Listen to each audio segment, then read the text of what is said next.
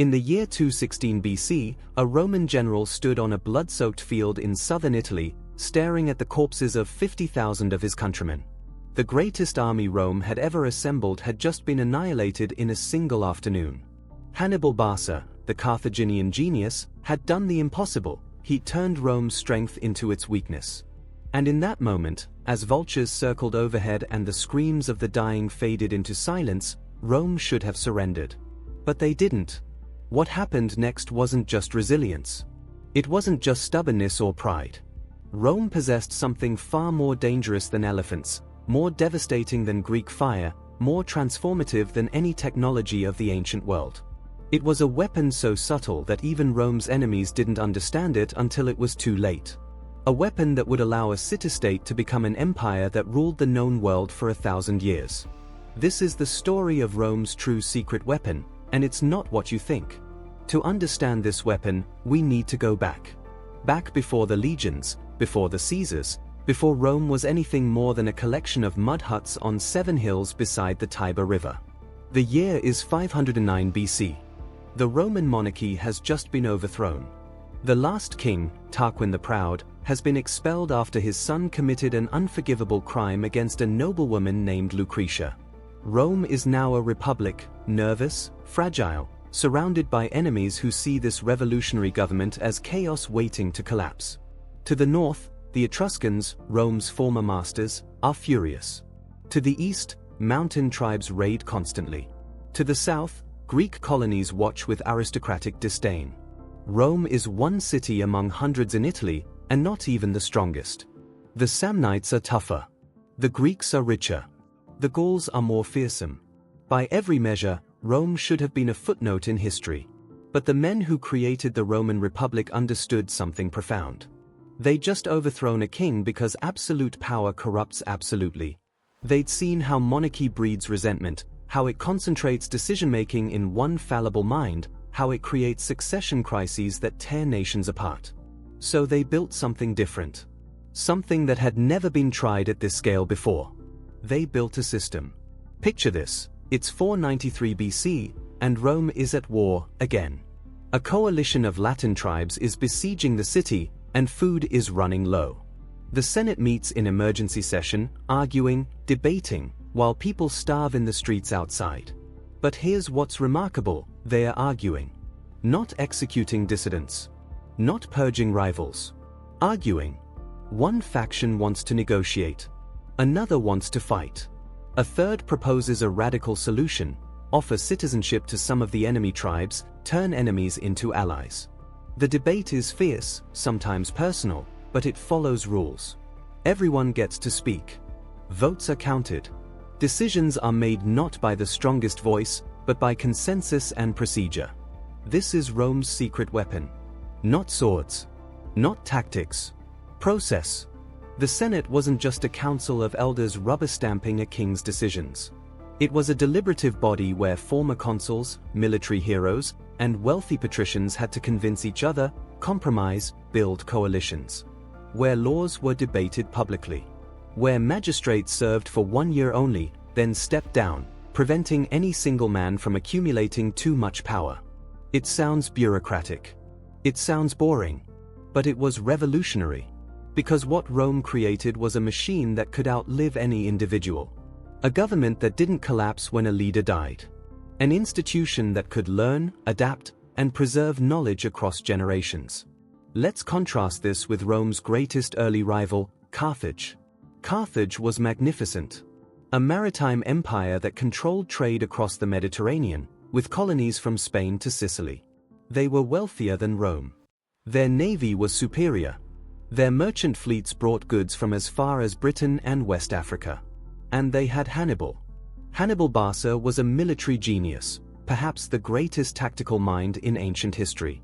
In 218 BC, he did the unthinkable. He marched an army, complete with war elephants, over the Alps in winter. He invaded Italy itself and spent 15 years ravaging the countryside, defeating every Roman army sent against him. At Cannae, he orchestrated the perfect battle. Using a double envelopment that military academies still study today, he surrounded and destroyed a Roman force twice his size. 50,000 Romans dead in one day. The worst defeat Rome would ever suffer. Hannibal was everything Carthage needed. Brilliant, bold, unstoppable. But here's the tragedy, he was one man. And Carthage's government, controlled by a merchant oligarchy that distrusted military power, wouldn't send him reinforcements. They argued among themselves. They pursued their own commercial interests. They let political rivalries paralyze decision-making. Hannibal won every battle but couldn't win the war, because Carthage couldn't turn his genius into systemic success. Rome, meanwhile, was doing something extraordinary. After Cannae, any rational nation would have sued for peace. Most of Rome's allies defected. The treasury was empty. A generation of young men was dead. Hannibal was camped on Italian soil, seemingly invincible. But the Senate didn't surrender. They didn't even negotiate. Instead, they analyzed. They debated. They asked the brutal question, why did we lose? The answer was obvious. Hannibal was a better general than any Roman commander. So they changed their strategy. They appointed Fabius Maximus, who implemented what would be called the Fabian strategy: avoid direct battle, harass the enemy, cut supply lines, wait. It was humiliating. Romans called Fabius the delayer, a coward who wouldn't fight. But the Senate backed him because the system wasn't about ego or glory. It was about winning. While Fabius contained Hannibal in Italy, Rome's system went to work. The Senate reorganized the army, creating smaller, more flexible units. They studied Carthaginian tactics and developed counters. They trained new commanders, not aristocratic amateurs, but professional soldiers who learned from defeats. And here's the crucial part: when those new commanders failed, and some did, Rome didn't collapse. The system promoted the next person, learned from the next mistake, adapted again. This is what institutions do. They accumulate knowledge. They distribute risk. They survive failure. The turning point came in 202 BC, at a place called Zama in North Africa. Rome had finally produced a general who'd learned all of Hannibal's lessons, Scipio Africanus. At Zama, Scipio faced Hannibal himself in one final, apocalyptic battle. But Scipio wasn't fighting alone. He was backed by Rome's entire institutional apparatus, a supply chain that worked, allies who stayed loyal because Rome treated them as partners rather than subjects, soldiers who fought not for a king but for a republic they believed in. Hannibal, brilliant as he was, led an army cobbled together by a government that had already given up on him. Scipio won. Carthage sued for peace. Hannibal went into exile. And here's what's haunting: years later, when enemies finally cornered the aging Hannibal, he chose poison over capture. His last words were reportedly, "Let us relieve the Romans from the anxiety they have so long experienced, since they think it tries their patience too much to wait for an old man's death." One of history's greatest generals, destroyed not by a better warrior, but by a better system. But Rome's secret weapon wasn't just about war. It was about something more fundamental: integration. After defeating an enemy, most ancient empires had two options: enslave or exterminate. Rome added a third: citizenship. This sounds simple, but it was revolutionary. When Rome conquered a Latin tribe, a Sabine city, even Greek colonies, they didn't just demand tribute. They offered a path to becoming Roman. Not immediately, not to everyone, but over time, through service, through alliance, through integration. This wasn't kindness. This was strategic genius. Because every new Roman citizen had a stake in the system. Their sons could join the legions, serve as officers, even become senators. Their cities gained Roman roads, Roman aqueducts, Roman law. They stopped seeing themselves as conquered peoples and started seeing themselves as Romans. The Social War of 91 BC perfectly illustrates this. Rome's Italian allies rebelled, not because they wanted independence, but because they wanted full citizenship rights that Rome had been denying them. They wanted in, not out. Rome eventually granted citizenship, and those former rebels became some of the empire's most loyal subjects. This is the hidden beast. Not conquest, but assimilation. Not domination, but participation. Let's jump forward to the crisis of the 3rd century AD, when Rome should have finally collapsed. Between 235 and 284 AD, Rome had over 50 emperors in 50 years. Most died violently.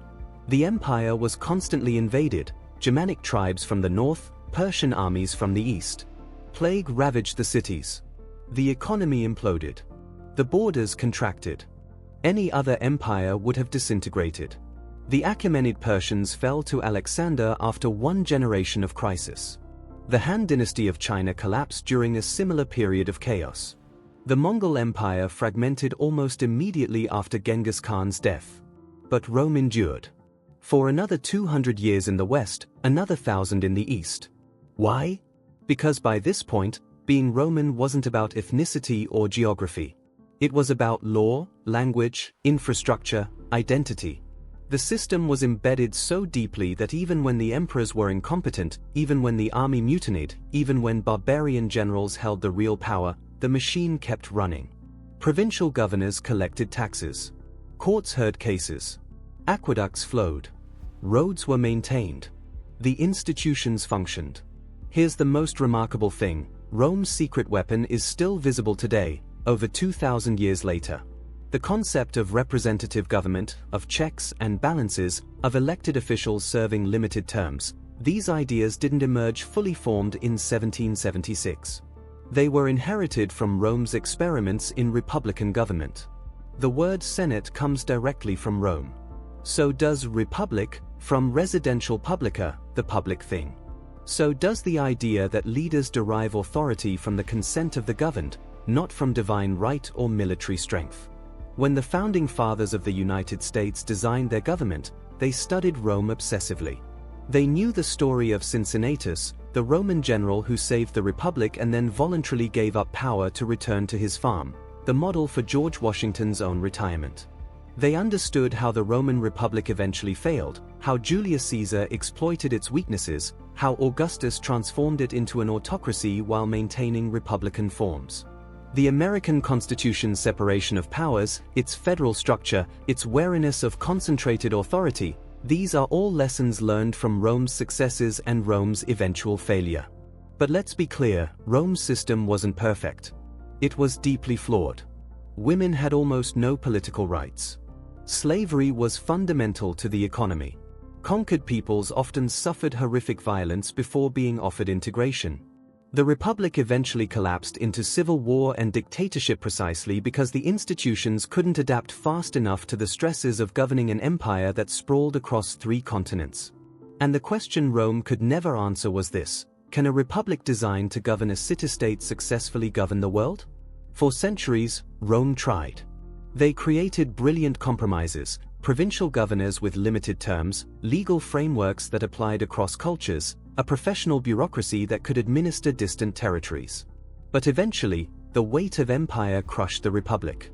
The general who commanded legions loyal to him personally rather than the state had too much power. The immense wealth flowing from conquered territories corrupted the political process. The Senate became a theater where appearances were maintained while real power rested with whoever controlled the army. Julius Caesar, Pompey, Mark Antony, these men weren't villains who destroyed the republic. They were symptoms of a system that had grown beyond its original design. Still, even in failure, Rome's legacy endures. The Eastern Roman Empire, what we call Byzantium, survived until 1453 AD. That's 2,000 years from the founding of the Republic to the fall of Constantinople. 2 millennia of continuous governmental tradition, adapting, evolving, but always claiming descent from that original republican ideal. When Constantinople finally fell to the Ottoman Turks, scholars fled west, bringing Roman legal texts, Greek philosophy, and institutional knowledge that helped spark the Renaissance. The ideas born in Rome's Senate spread across Europe, evolved through medieval parliaments and Enlightenment philosophy, and became the foundation for modern democracy. Rome's hidden beast, the power of institutions, of systems that outlast individuals, of governments designed to adapt and endure, never truly died. So here's the final question: what can we learn from this? We live in an age of strong men, of charismatic leaders who promise to fix everything if we just give them enough power. We live in an age where institutions are often seen as obstacles, bureaucracy as the enemy of progress, compromise as weakness. Rome teaches us something different. It teaches us that institutions, however imperfect, are how civilizations survive beyond the lifespan of any individual leader. That systems designed to force debate, to prevent the concentration of power, to distribute decision-making across multiple people, are actually stronger than autocracies, even if they are messier and slower. Hannibal was a genius, and he lost. Not because Romans were better warriors, but because they'd built something that could survive even catastrophic defeats. Because when Scipio fell, another general rose. When one strategy failed, another was tried. When the Republic itself collapsed, the empire adapted its forms. The hidden beast wasn't legions or tactics or technology. It was the simple, powerful idea that governments should be bigger than any one person. That institutions should serve principles, not personalities. That the system is the weapon. On a spring day in 476 AD, a Germanic chieftain named Odoacer deposed the last Western Roman emperor, a teenager named Romulus Augustulus. The Western Empire was over. The city that had ruled the world for 1,000 years had fallen. But in homes across what had been the empire, children still learned Latin. Courts still referenced Roman law. Engineers still built using Roman techniques. Bishops still administered territories using Roman bureaucratic structures. The empire ended. The institutions endured. And 2,000 years later, we're still living in a world shaped by Rome's secret weapon, the idea that the system matters more than the strongman, that institutions can outlive empires, that the hardest work of civilization isn't winning the battle, but building something that survives beyond victory. The echoes of that choice would shape the next 2,000 years of history. If you enjoyed this journey through forgotten chapters of history, if you want to explore more stories where the small details reveal the big truths, subscribe to this channel. Hit that notification bell. Share this video with someone who loves history but has never heard this story told quite this way. Because history isn't just about kings and battles. It's about the ideas that survived long after the kingdoms fell. And some of those ideas are still shaping our world today. Thanks for watching. I'll see you in the next one.